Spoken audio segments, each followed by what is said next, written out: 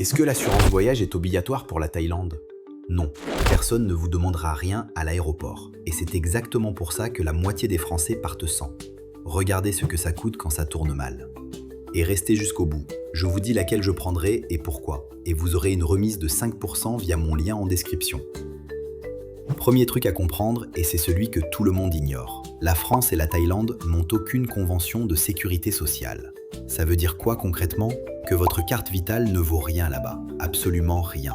Vous pouvez toujours garder vos factures et demander un remboursement au retour. Mais la Sécu ne rembourse que les soins urgents et imprévus et sur la base des tarifs français. Or, les tarifs d'une clinique privée thaïlandaise n'ont rien à voir avec les tarifs français. Donc, dans le meilleur des cas, vous récupérez des miettes.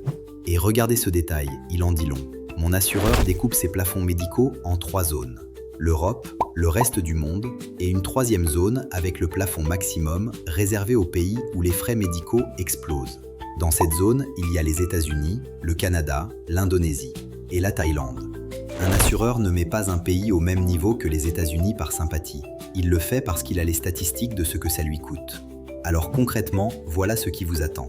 Vous tombez malade ou vous avez un accident. On ne vous emmène pas à l'hôpital public, on vous emmène dans une clinique privée, parce que c'est là qu'on emmène les touristes et que c'est là que le personnel parle anglais. Et une clinique privée thaïlandaise, avant de vous soigner, vous demande votre carte bleue. Pas après, avant. Une nuit d'hospitalisation, c'est plusieurs centaines d'euros. Une fracture correctement opérée avec matériel et suivi, on dépasse vite les 10 000. Et un rapatriement sanitaire vers la France, avec l'avion médicalisé et l'équipe qui va avec, c'est des dizaines de milliers d'euros. L'ambassade ne paiera pas. C'est écrit noir sur blanc sur le site du ministère des Affaires étrangères. Et beaucoup de gens tombent des nues en le découvrant sur place. Maintenant, ce que fait vraiment l'assurance, et c'est là que ça devient intéressant. Le truc le plus important, ce n'est pas le plafond.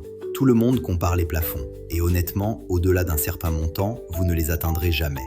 Ce qui compte, c'est l'avance de frais. L'assureur règle l'hôpital directement. Vous ne sortez pas la carte bleue, vous n'avancez rien, vous ne montez pas un dossier de remboursement depuis votre lit d'hôpital avec des factures en taille. Vous appelez un numéro, un médecin français vous répond, et c'est lui qui contacte la clinique et qui autorise les soins. 24 heures sur 24. C'est la différence entre un mauvais souvenir et une catastrophe financière. Le rapatriement ensuite. Si l'hôpital sur place n'est pas adapté à votre état, l'assureur organise votre transfert vers une structure correcte ou votre retour en France. Et attention, c'est leur équipe médicale qui décide, pas vous. Ça peut paraître frustrant, mais c'est aussi ce qui fait qu'ils prennent en charge la totalité du coût. Et puis, il y a la téléconsultation. Vous êtes sur une île à 2 heures de bateau de la première clinique correcte. Vous avez une plaie qui vous inquiète, une fièvre qui ne descend pas, un doute sur ce qu'on vient de vous prescrire à la pharmacie du coin. Vous parlez à un médecin français depuis votre téléphone, gratuitement. C'est le genre de service dont vous ne mesurez la valeur qu'une fois là-bas. Sont aussi couverts et on n'y pense jamais. Vos bagages perdus, volés ou détériorés. Vos retards de vol, avec une indemnisation qui démarre après quelques heures. Votre responsabilité civile si vous cassez ou blessez quelque chose ou quelqu'un.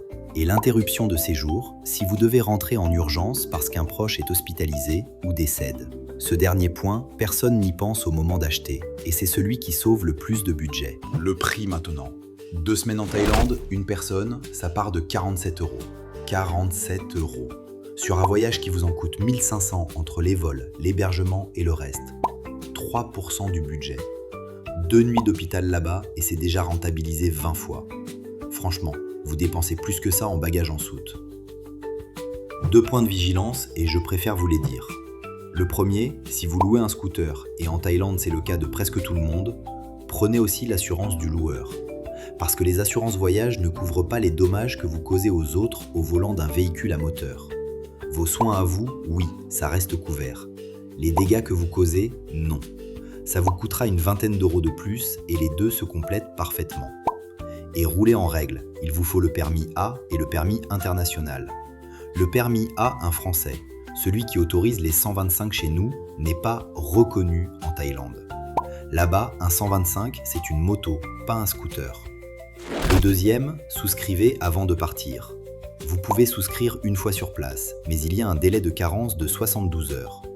3 jours pendant lesquels vous n'êtes pas couvert. Et évidemment, si vous vous décidez à souscrire, c'est souvent parce qu'il vient de vous arriver quelque chose. Et là, c'est trop tard. Voilà, sur une destination que les assureurs eux-mêmes classent au même niveau que les États-Unis, Partir sans, c'est jouer à pile ou face avec votre compte en banque. Et le pire, c'est que dans 95% des cas, ça se passe très bien et vous aurez dépensé 47 € pour rien. C'est exactement le principe d'une assurance. Comme promis, laquelle je prendrai ? Je suis partenaire affilié avec Heymondo. C'est celle que je recommande et c'est celle vers laquelle j'irai pour ce voyage-là. Vous avez 5% de remise par le lien en description. Dites-moi en commentaire si vous partez avec ou sans. Je suis curieux de voir la proportion. À bientôt sur Adam Voyage.